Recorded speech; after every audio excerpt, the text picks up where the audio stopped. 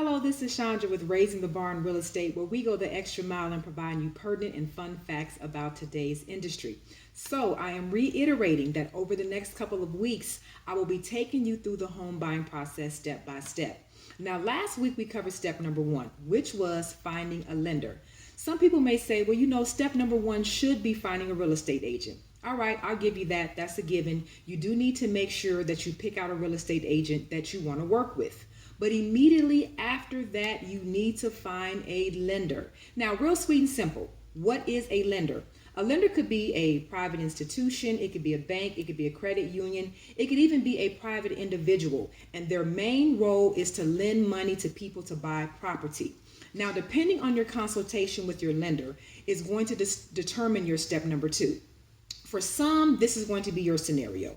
You're going to sit down with your lender. You're going to get the information that they need. They're going to plug in and run some numbers. They're going to run your credit report, and they're going to say, congratulations, you have been pre-approved. Now, once you are pre-approved, you will be given an amount of approximately how much money you can afford, okay? Some people are going to be pre-approved for $100,000, $116,000, $300,000, $500,000, whatever, okay? Generally, it's going to be a letter that's written out with your pre-approval amount to let sellers and listing agents know that you've been through the process, okay? Now sellers will be more inclined to accept your offer, and you can improve your seller negotiations because you have buying power. The next benefit of being pre-approved is that you will get a general idea of what your monthly payments will be. So a skilled lender will be able to discuss a payment that best fits your needs. Because even though you may be approved for $500,000, it doesn't mean that you might want to spend the whole $500,000, right? Now, the next benefit of a pre-approval is that you will be able to estimate your down payments, okay? So you're going to know beforehand how much, you're going to need for your down payment or your closing costs. This is the opportunity that you can qualify for grants and other programs. I highly, highly recommend you all that you do your research and get the best possible amount that you can for your down payment and your closing costs. Some people can get $1,000, $2,000, $5,000, $10,000, $15,000 in down payment or down payment or closing costs.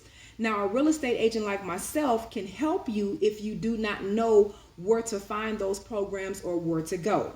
All right. No longer are the days where you have to put down, like 20%. Some people still may have to do that, but there are really grants and programs that can get you to where you have zero down payment, zero closing costs. Now, with that being said, you are still going to have your EMDs, which is your earnest money deposits. You're still going to have your taxes. You're still going to have your CICs, which is, HOAs, and your, appraisals and home inspections and so on like that.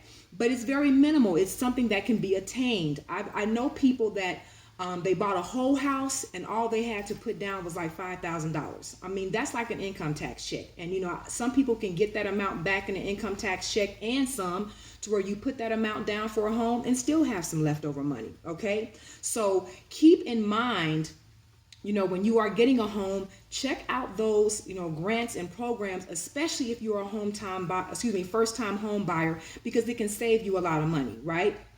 That's going to be step number two for a person that was pre-approved in the home buying process.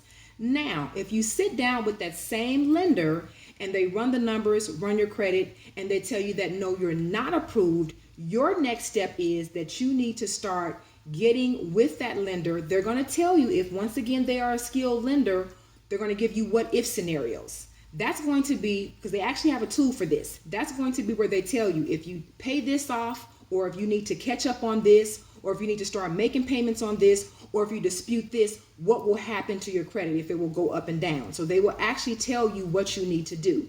Now, this is where a lot of consumers, they jump off the boat, because they feel like, this is too daunting, I can't handle it. And they just think that magically their credit will just get better on its own. Guess what? It ain't gonna happen, but I do have some help for you.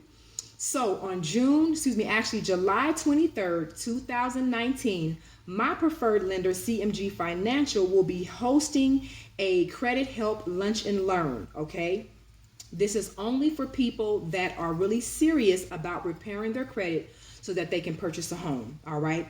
Now, in this conference, well, actually not conference, but in this hosting seminar, it's going to be letting you know, first of all, how to repair your credit, the things that you can easily do, and it can get you on track to buy a new home. They're going to give you free lunch. There's going to be 2 dynamic speakers that are going to be there. The first one is David Gonzalez. He has been in the lending business. He's a loan officer. He's been in the lending business for about 25 years. He's very knowledgeable when it comes to the lending side of home buying. Then we're also going to have Miss Barbara Brecker. She is a senior sales executive for Rock Title.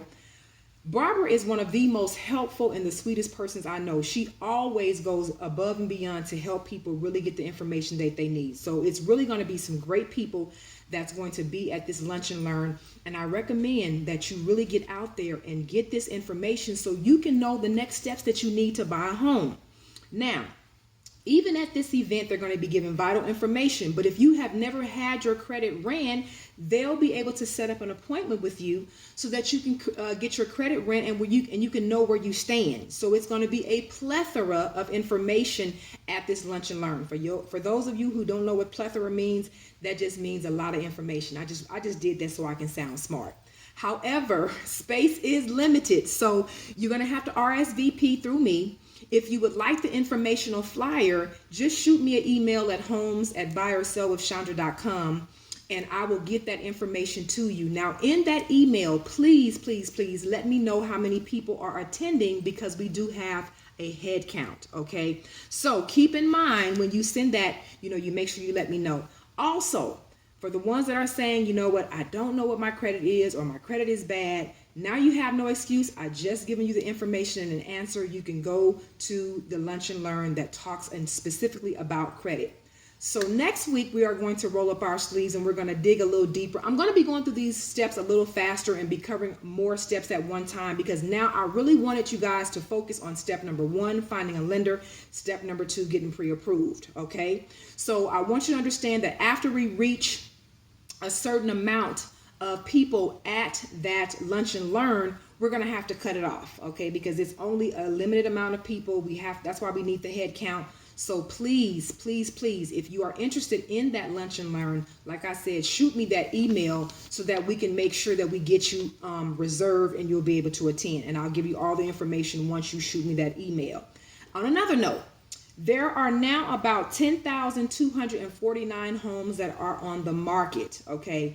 Now, I'm not telling you guys that I know everything about real estate. As a matter of fact, I'm still very new in real estate. But one thing that I think I have the advantage of is that I do my homework. I always stay in the market trends, statistics. I'm always reading. I'm taking at least 2 classes a day because I want to make sure that I'm as knowledgeable as I can be.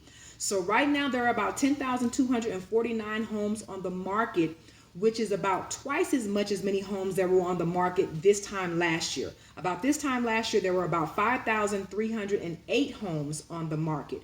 We have about 2.84 months of inventory. So about 3 months of inventory that's on the market, which means that it is still a seller's market, but now buyers have more choices. I remember when my husband and I, we went to look for homes. We would literally get that listing.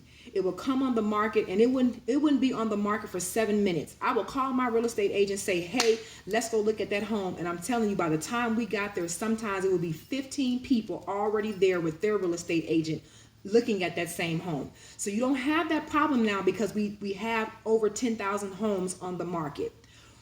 However, homes are only staying on the market about 45 days. So if you see a home and you like it, put your bid in because they are going fast. For people that are renting, Nevada is number 5 on the rental increase. So just keep that in mind. So once again, like I said, next week we'll dig into step number 3. We're going to roll up our sleeves. We're going to get into it. I'm going to take you through this process because I really want consumers to understand what the home buying process is. So until next time, my name is Chandra. And remember, small steps turn into big steps that turn the key to your new home. God bless.